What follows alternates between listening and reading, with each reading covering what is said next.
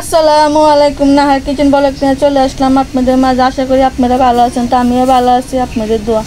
আজকে একটা রেসিপি নিয়ে আসছি। রেসিপি বলতে আজকে আমি কুড়াল মাছ রাঁধবো। তো কুড়াল মাছটা কীরকম করে রাঁধি আমার পুরো ভিডিওটা দেখতে থাকুন আর আমার সাথে থাকুন। চলেন আমি কিচেনে চলে যাই। তো দেখেন আমি কড়াইটা বসায় দিচ্ছি, তেলটা দিয়ে দিচ্ছি, এখন পেঁয়াজটা দিয়ে দিব। লগে আমি টমেটোটা দিয়ে দিব, কেন এখন টমেটোগুলো এগুলো প্লাস্টিকে সিদ্ধ হয় না।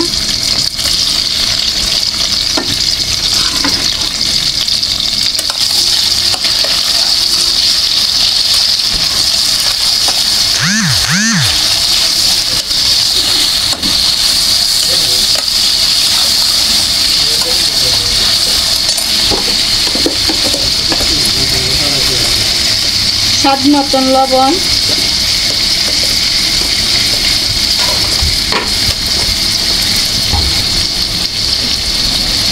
আধা চামচ রসুন,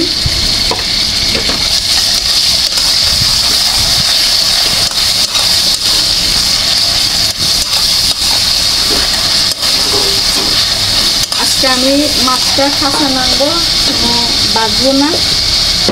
কেন কুড়াল মাছটা এটা হচ্ছে তোমার সাদা মাছ।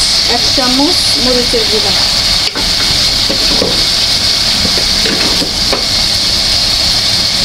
আধা চামচ হলুদের গুঁড়া,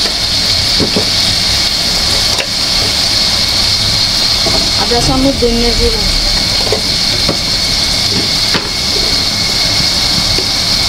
আধা চামচ জিরার গুঁড়া,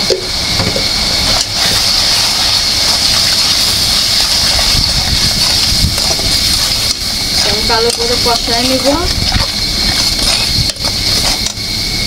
অল্প করে পানি দিয়ে দিব কষবার জন্য।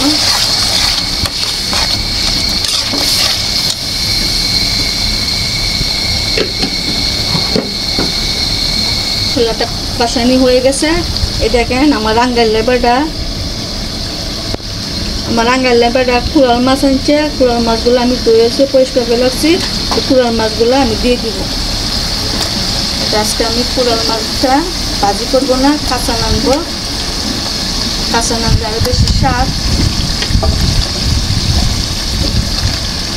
আমি একটা চ্যানেলের মধ্যে দেখছিলাম, এটা হচ্ছে তোমার ওই যে কোন চ্যানেলটা, মানে ভাইয়ের নাম হচ্ছে লাশেল, ভাইয়ের নাম।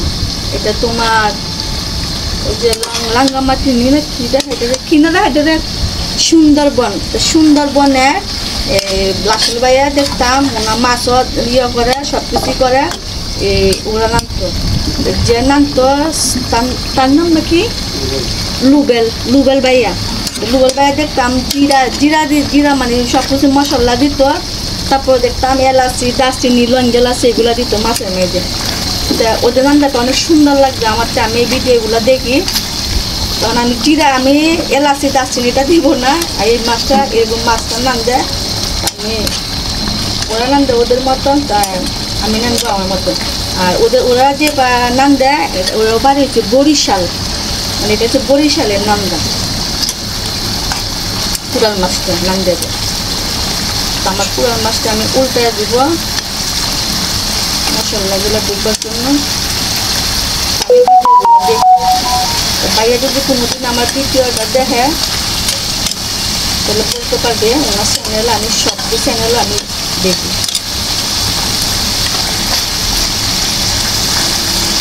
মাছটা উল্টা দিছি, সামান্য একটু পানি দিয়ে দিই, মাছের ভিতরে মশলা ঢুকবে।